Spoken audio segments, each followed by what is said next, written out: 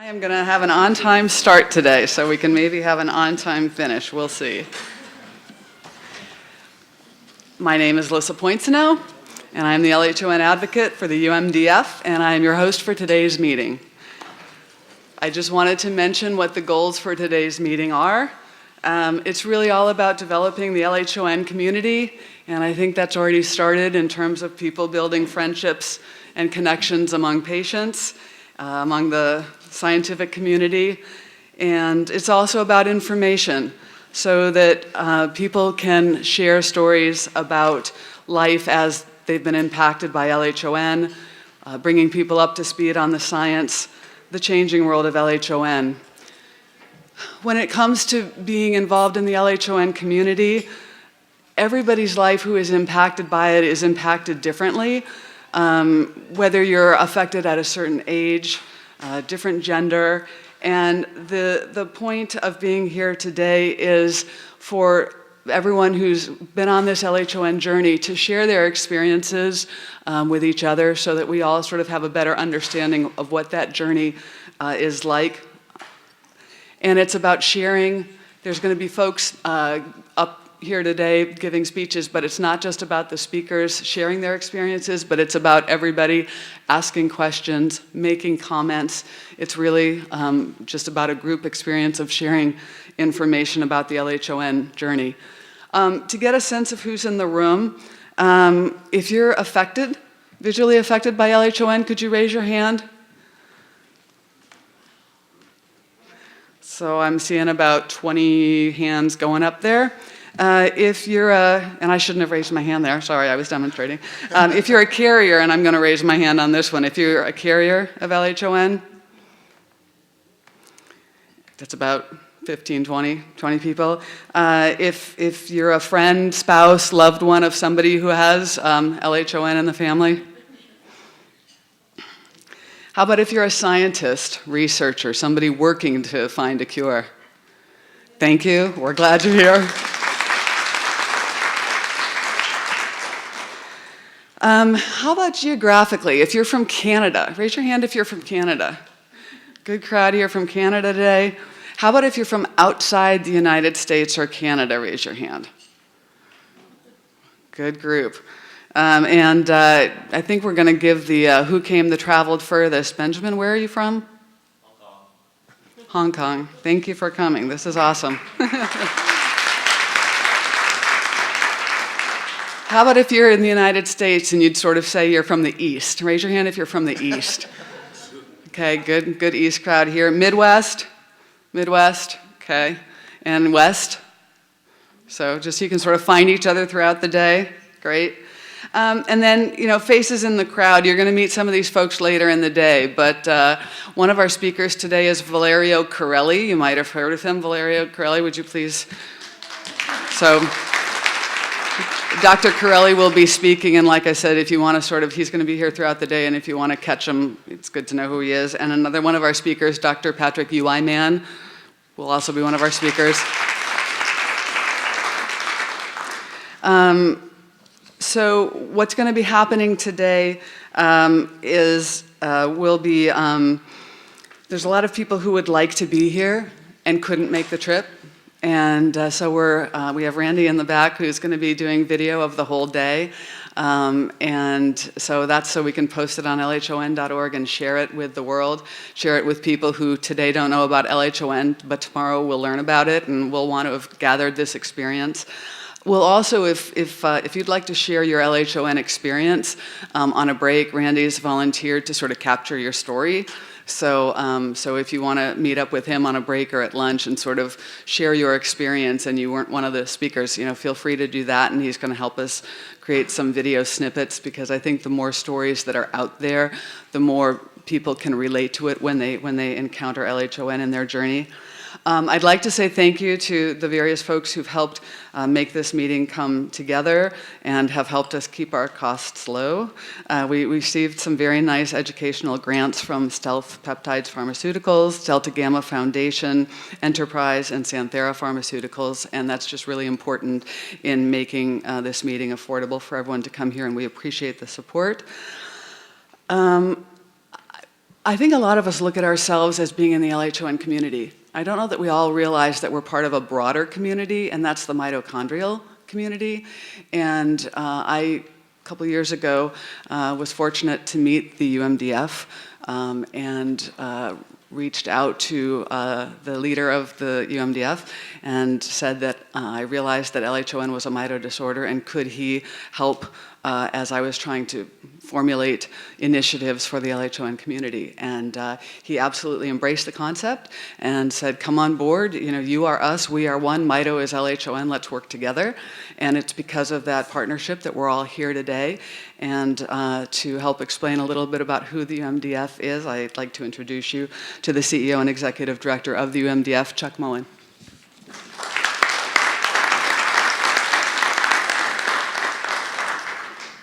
Thank you, Lissa, and welcome everybody for coming today. You know, we tell all of our folks when we have an opportunity to speak across the country that you're to be congratulated for taking one step closer to a cure and for being part of that cure rather than a victim. And so that's extremely important. Extremely important. So as Lissa said, I had the opportunity to visit her at her home in California, and we sat down, and you know, that's when I started to realize that our similarities are far, far greater than our differences, and how we can be a stronger voice by collaborating on those commonalities, those points of intersections that will get us all closer to a cure. When we started this journey, I was told that our daughter was 1 in 200,000. I now know that she's 1 in 4,000. And that's in a short period of time. So when we go to Washington, D.C. to lobby for legislation, for funding, for research at the NIH, it resonates much stronger when I say the prevalence of mitochondrial disorders is 1 in 4,000. Collectively, we are here representing those with MELOS, with Cairns-Sayre, with MRF, with Lees, with Leber's, with many different specific diseases, showing a collaboration of effort engaging many communities. That resonates, that gets our members of Congress's attention, and allows us to have a stronger voice collectively. For that, I want to thank you, and I want to thank Lissa for all of her hard work in making this platform available to all of us. We work diligently in identifying individual mitochondrial disorders of 250 individual diseases already identified. Now, what would happen if we had 250 different foundations, 250 different groups diluting all of our efforts, all singing instead of in unison separate songs? We would completely stab ourselves with our own sword. In this fashion, we hope to be able to create platforms that allow you to capitalize on the administration and foundation that was already built. There's no sense in recreating the wheel. And I applaud Lissa and your efforts for recognizing that, and for a relationship that began a few years ago and is getting stronger, and I look forward to it even increasing as time goes on. So for that, I want to thank you all and thank you for being part of the cure. Thank you.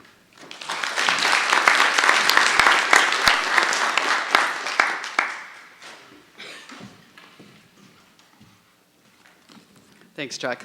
Appreciate it. Each person in this room and those who will watch the video has had a different journey with LHON. The first panel today is to provide various perspectives, living with it a long time, short time, as a mom, a carrier, an affected man, affected woman, son, daughter, sister, brother, in the US, outside the US, unaffected spouse, LHON plus, only person in the family affected, one of many, affected in elementary school, high school, college, working, not working. What about sports? What about relationships? Everyone tends to feel isolated and alone when first confronted by LHON. The purpose of the panel we're about to have is to show people that they're not alone. Personally, my LHON journey, I'm an LHON mom. The oldest of my 3 kids was affected about 5.5 years ago at the age of 19. We struggled to get a diagnosis. We had months of very deep emotional pain. I felt like I was racing to stay one step ahead of his needs, medically, emotionally, practically, education, financial, assistive technology, sports.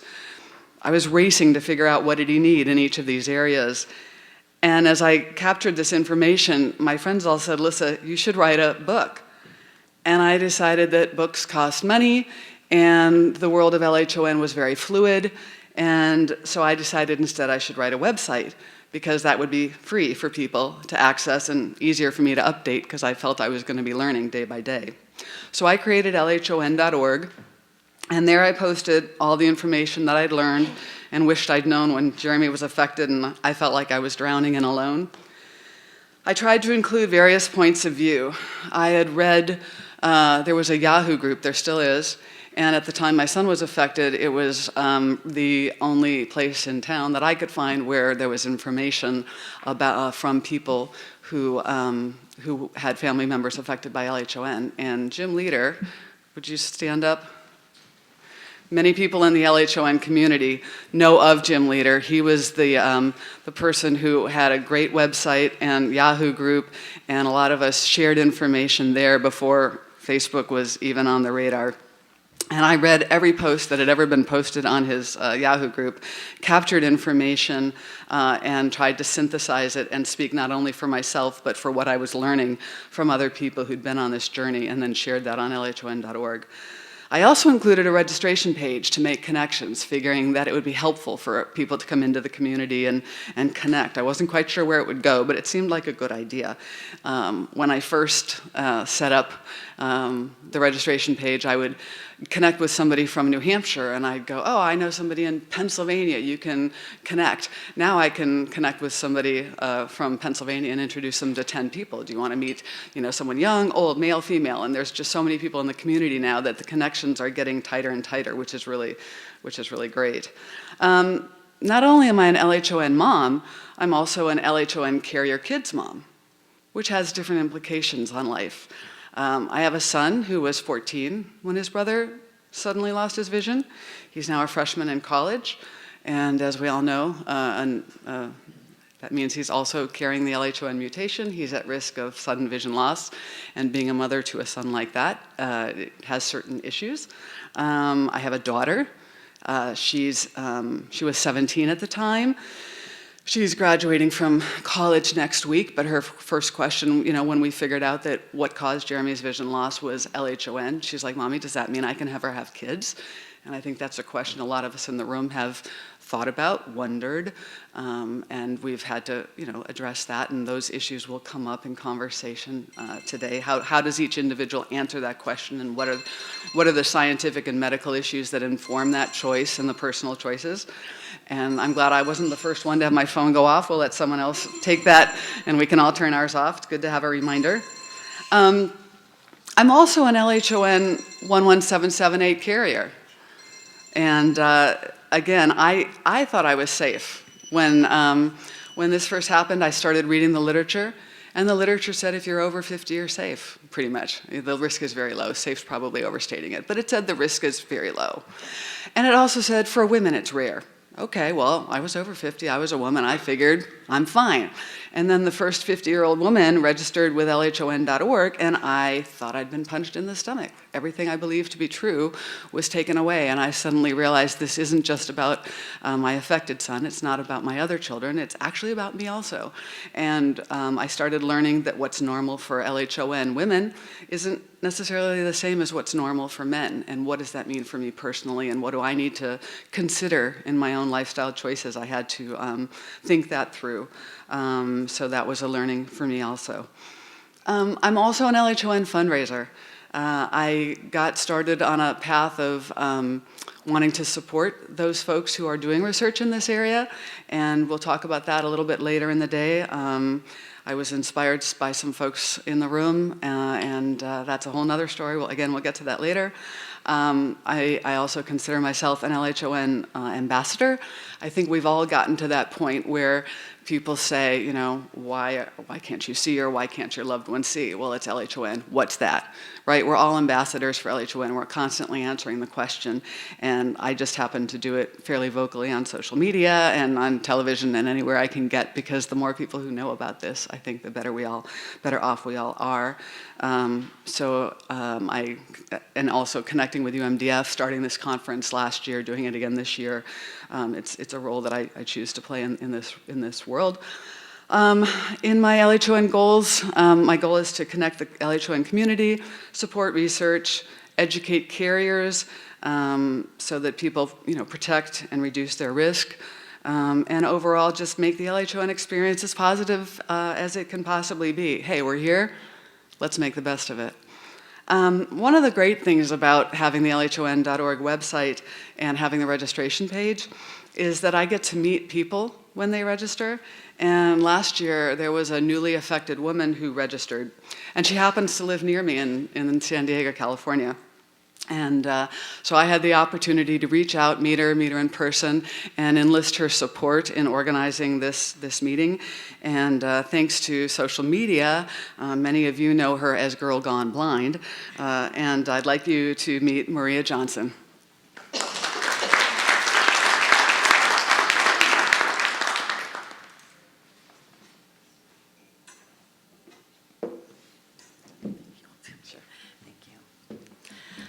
Thank you very much, Lissa.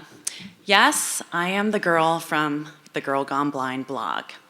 I am also a wife, a mother of 2 great kids, a daughter, sister, friend, fitness instructor, and I'm affected by LHON. Last April 2013, I was a mom on the go, teaching tons of classes every week, taking care of business, just doing it all, taking care of my family. And I noticed a small blurry spot in my right eye. Well, like many moms, we're busy. We can't be bothered with what's going on with ourselves, so we ignore stuff. And I ignored it for about a month, and then it just wasn't going away. So I made an appointment with my optometrist, and he examined my eyes and couldn't find anything wrong, so I got referred to ophthalmology. I got to the ophthalmologist and he ran the usual tests, including that super fun visual field, and everything came back normal and negative.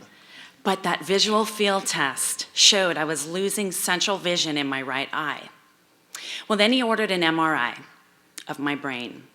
And like many of you, they think you have a brain tumor or something else going on to cause your vision loss. Well, luckily that came back normal, and we were still sitting there wondering why was a 50-year-old woman losing her vision. I have no family history. No one else in my family has gone blind. So that's when I was referred to my neuro-ophthalmologist, Dr. Ken Kubis in San Diego. And when I went to see him on September 2nd, he did the exam, looked at my chart, looked in my eyes, and you could see there was something going on with my optic nerves. I was down to counting fingers on my right eye, and a small blurry spot had started in my left. So he knew he had to take action really, really quick because I was losing my vision and we didn't know why. So I went through more and more tests, more MRIs, a spinal tap, and it seemed like hundreds of blood tests. One of those blood tests was for a rare genetic condition that causes blindness. And I don't have to tell you which one that was. And the tests started coming back. Normal, negative, within range. Nothing was showing up. Why was a healthy 50-year-old woman losing vision still? Well, I got a call one night at home on September 24th from my doctor, and my genetic test had come back, and it tested positive for LHON. I was 50 years old, I was a woman, I was way out of the range of who normally got affected. So he was shocked, I was shocked, and we had no idea what we were actually getting into. He told me to go ahead and start looking it up on the internet, and he didn't want to overwhelm me, and we could talk later. So that's what we did. We found the LHON.org website and the LHON Facebook page.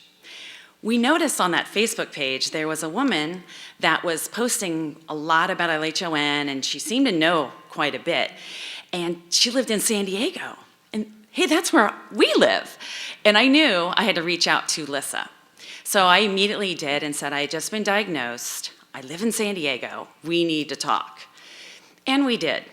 And Lissa told me lots and lots and lots of things about LHON, and I took pages and pages and pages of notes because I could still see when I could write the notes at that time.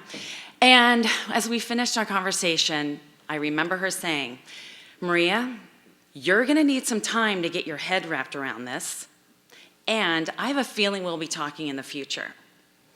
Well, I took those notes and I shoved them to the side and thought, okay, that's great. And I'll kind of get to that stuff because I'm a busy mom and I got this. This is not going to be a big deal.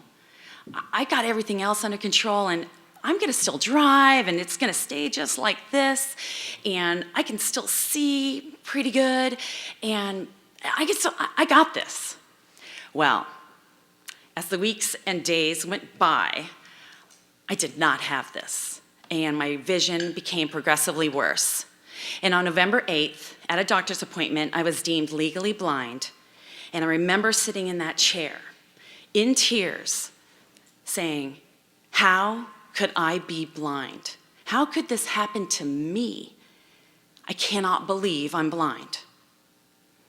Well, as I said, I was a mom on the go. I was teaching fitness classes every day of the week, taking care of everything, and now I had just celebrated my 50th birthday, and my world was falling apart. I couldn't take my kids or pick them up from school. I couldn't take them to their appointments or their activities or drop them off at a friend's house.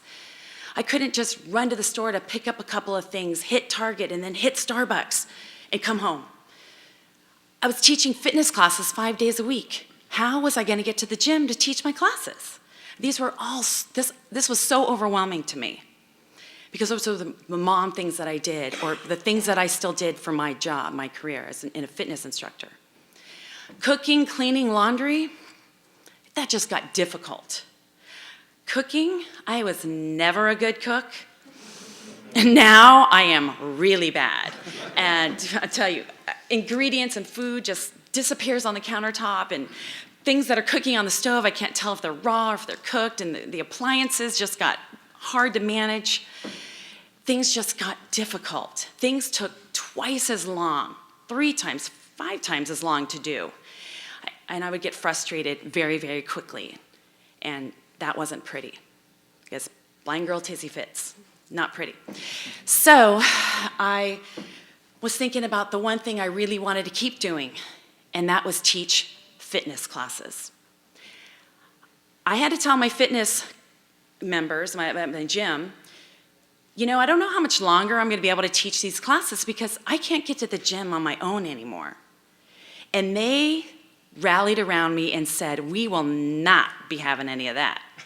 We are going to get you to class. And I now have students pick me up and take me home after every class I teach. So I am still able to teach group fitness to this day. When you lose your vision at any age, it brings on a whole bunch of mental issues, and I have my share. One of the things I thought I could do to help myself was to maybe start writing about it, a blog. I thought it would be fun and therapeutic for me to share my feelings and my blind girl experiences, you know, good, bad, ugly, funny, all that stuff, with the world, and maybe 1 or 2 people might read it. Well, last January, I launched my blog, Girl Gone Blind, and it has been a great success. It's been shared all over the world, and I've received emails and comments from people who are blind or maybe know somebody that's blind, and they tell me that my blog has helped them relate or understand what it's like to lose your vision and become legally blind. I also get a lot of comments just filled with love and support and encouragement, which I appreciate every word of it. This journey was very unexpected, as it is for everybody that becomes affected by LHON. But I hope to inspire, and I hope to set an example, a positive role model, not only for moms of affected, carriers who are moms, but anybody out there that is on this LHON journey. Because I am still learning every day, since I've only been affected or diagnosed affected for a few months, how to live this unexpected life. As a blind wife, mother of 2 great kids, fitness instructor, daughter, sister, friend, and that girl from Girl Gone Blind. Thank you.